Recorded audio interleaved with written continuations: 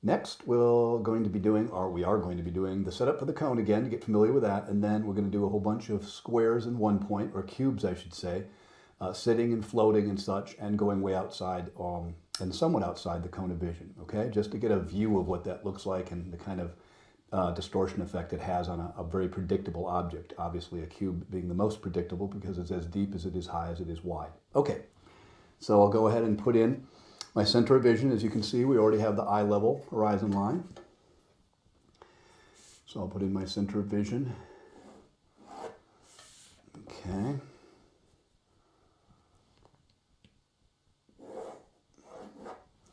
And I'll put the station point far down as I can, about there again. There's my little station point person, their body, their feet from above. There's my center of vision. Okay, and there's my 1 point vanishing point as before. Okay, we'll move right into this then. We'll get our 30 and 30 degree projections from the SP real quick. It's before now, because we want to get used to this routine when we're doing the formal. And you could do this as a sketch routine just to feel out, even in a thumbnail, what would be distorted or not in your picture, because you don't have to do it really formally. You can do it all by hand and still project an idea of where your cone would be, even in a sketch, and have a controllable idea of where your distortion will start. People do that all the time. It's just that you're not used to seeing that information because most people cover it up, and a lot of people don't show their lay-in work either. But we are doing it all here, so this is it. Living perspective underneath the drawing. Okay, so that's 30 degrees, 30 degrees, total of 60, right? All right, so let's get that cone with our compasses. Let's see what size this exact one is. Okay.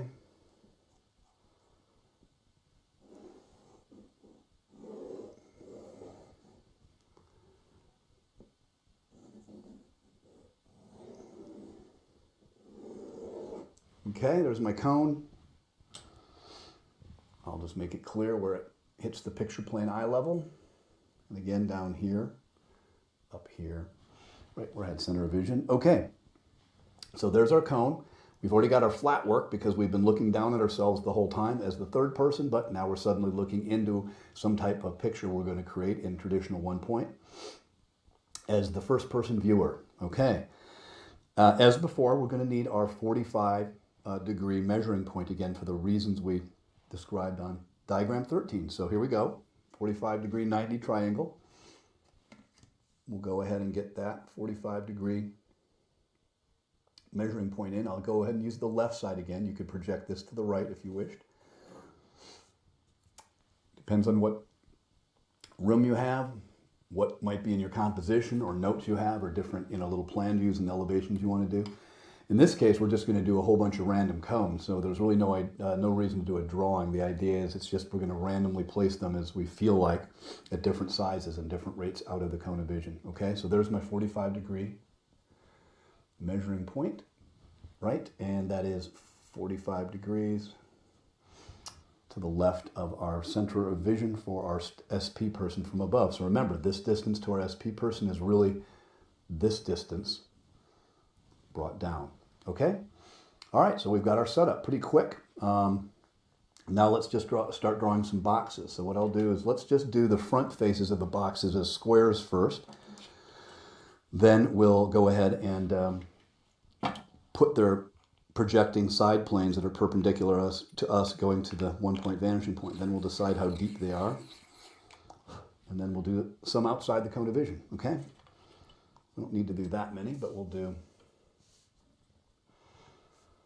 I'll do one standard one up here. Let's say one's doing this. Okay. And we'll build these pretty quick because we've kind of done this routine before now, so we'll speed things up a little. I could measure this, or I could just find it from my 45. So if I want to do that, I'll just mark it. I'll go ahead and do it in red just to be thorough, because I do want to not confuse people that haven't done much of this. Okay, And just, I can pick any corner and come down, and there I have my 45. Gives me my bottom plane. I'll go ahead and draw across. And there are my 4 corners of my square, and then I'll go ahead and bring those back to the vanishing point.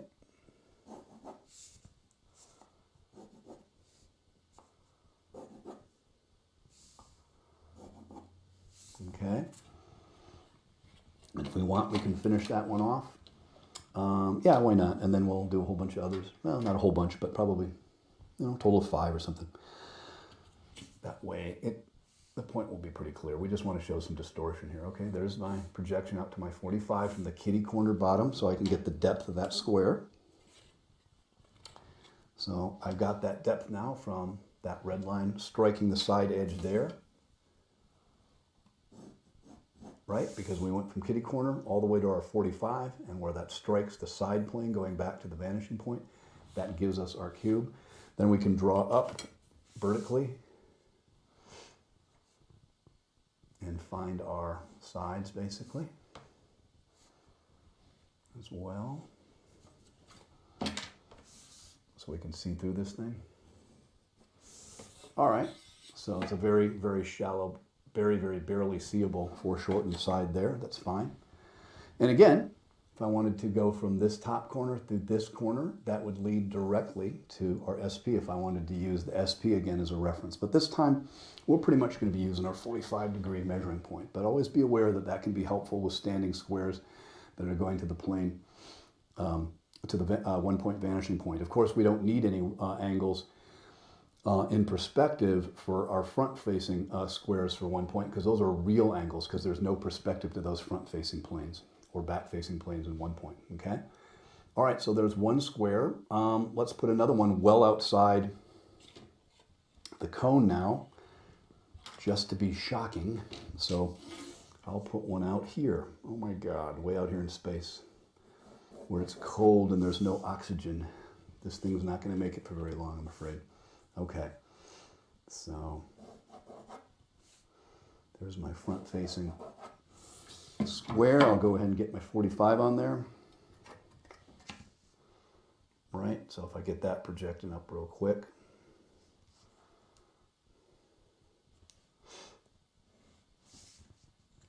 I get my square.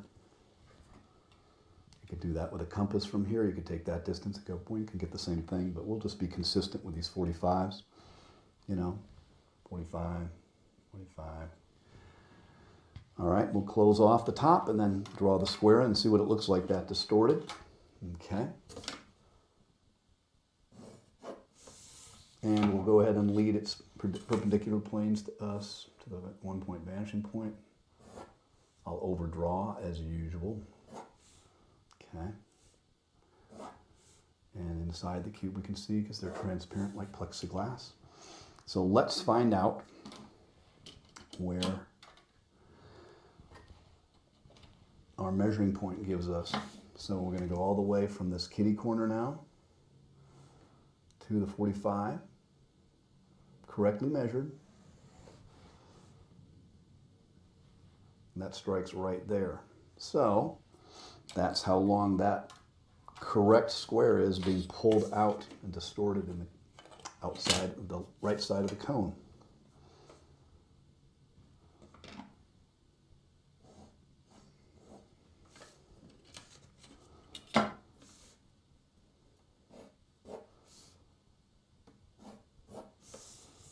Okay.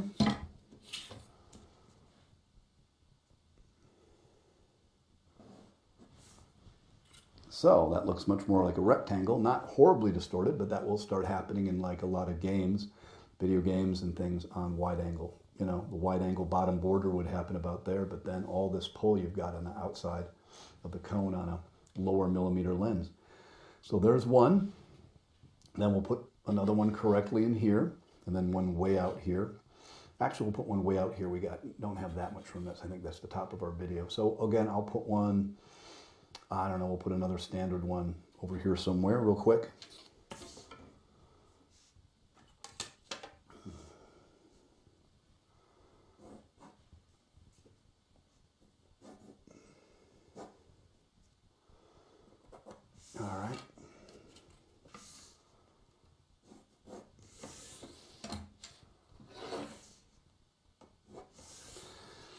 Use my 45 again.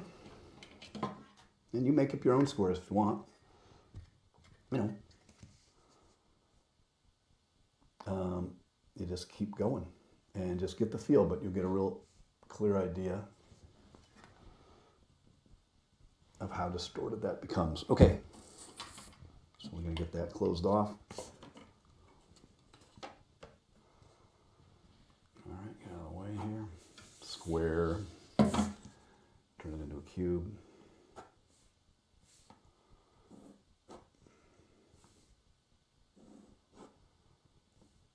All right, let's draw the back in.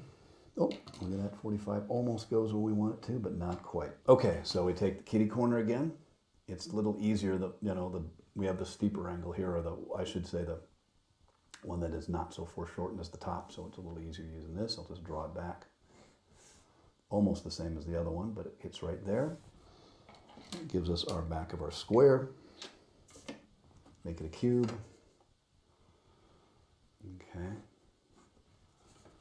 Draw across.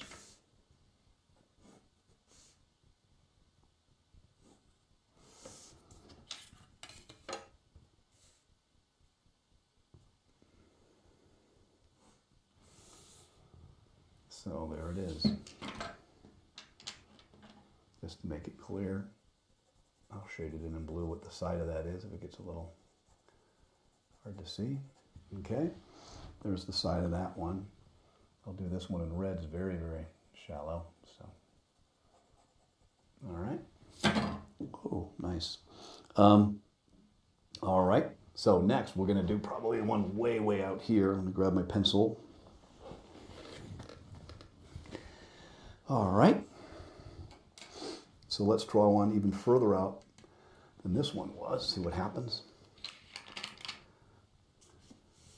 All right, we'll be, let's see if we're out here. We'll just draw one way out in Netherlands here. Okay.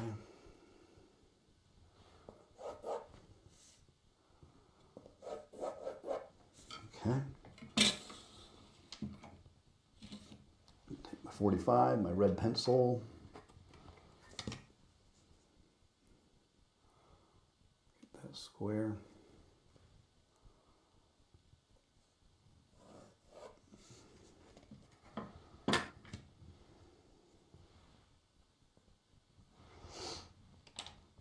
Okay, clean this area up here, not to drop everything on the floor, and then close off. All right, let's run those perpendicular side planes off to the 1-point vanishing point.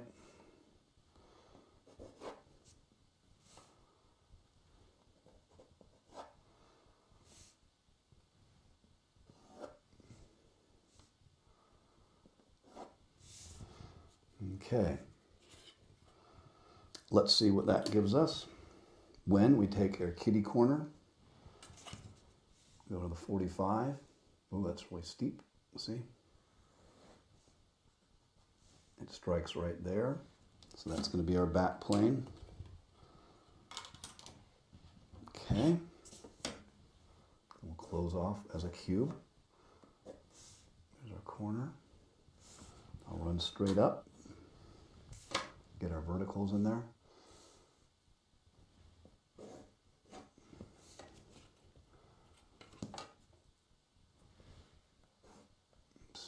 There. And that is right there. All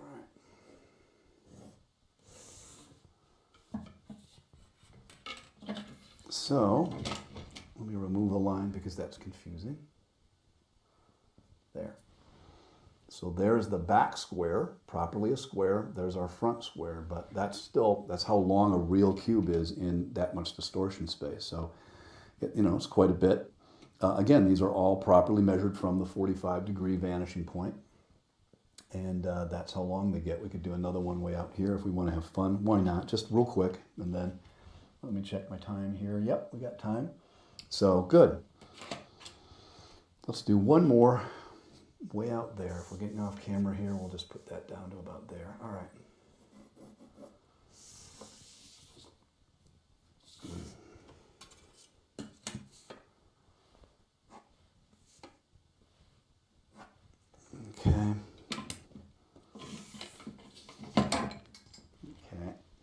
we cross over our 45 again.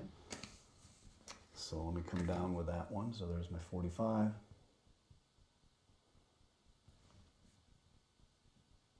Okay. That gives us that.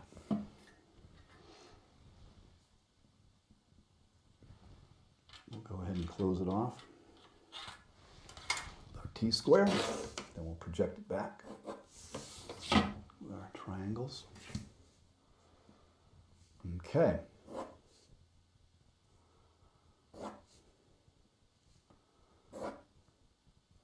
We're also going to be doing multiple views, what you can do in the cone as far as framing. I still wanted to show you the behavior and do some more measuring in one point, but then we also want to break to the side and really just draw out 3 or 4 cones of visions kind of in miniature, and then one large one on another diagram. What we're going to do is we're going to compose a whole bunch of different frames around where we can do traditional framing and show you how it differently affects the composition of basic one-point objects and other things in there. That's important because that has to do with composition. Okay, let's get that 45-degree measurement. So again, I could come kitty corner from over here and go all the way down to here. See what we get.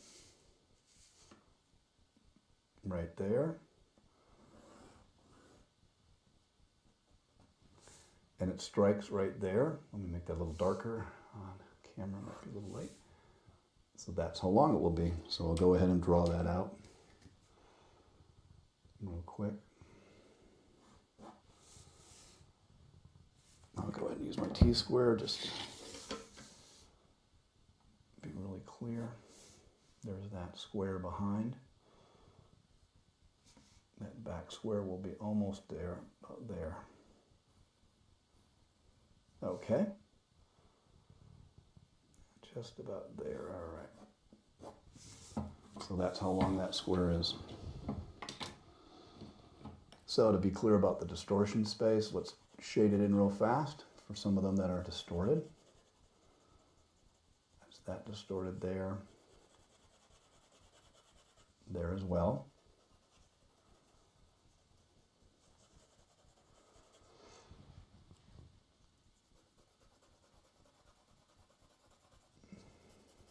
So the whole point of this diagram basically was quickly do the cone of vision setup again and show you how distorted these planes get.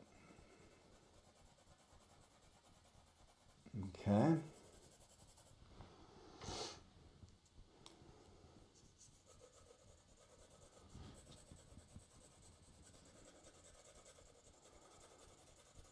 So, what else can I think of and point out about this before we cut?